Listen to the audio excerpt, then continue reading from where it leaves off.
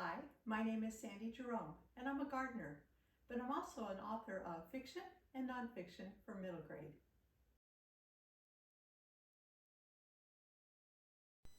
I try to grow mostly edible things instead of flowers in my garden, but the red hibiscus is both. You can eat both the foliage and the flowers of the Panama Red Hibiscus.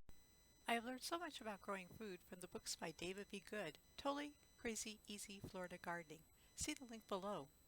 Hibiscus acetosella is also called the cranberry or red leaf hibiscus. It is a beautiful plant that's supposed to grow 2 to 4 feet high, but with all the water and sun in Florida, they can get huge.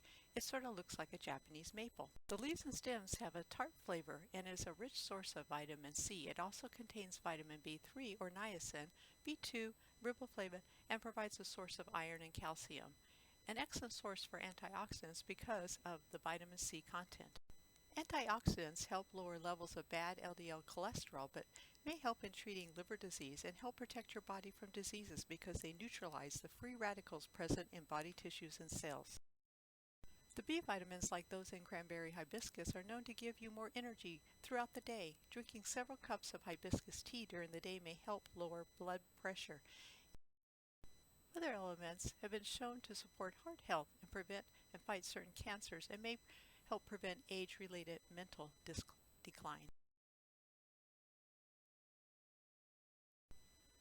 I pull the leaves and stems off of the plants and then dry them in the sun.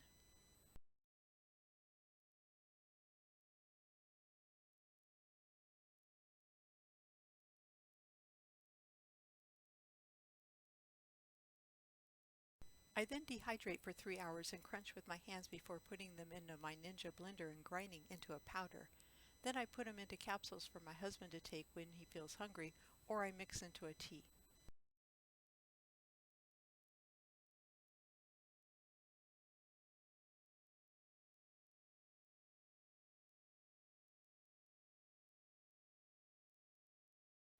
Its red foliage also adds color and flavor to salads.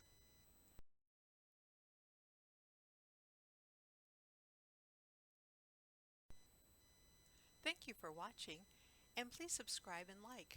Also, please visit my website, sandyjerome.com, and subscribe to my free quarterly newsletter. You'll get free downloads. The link is below.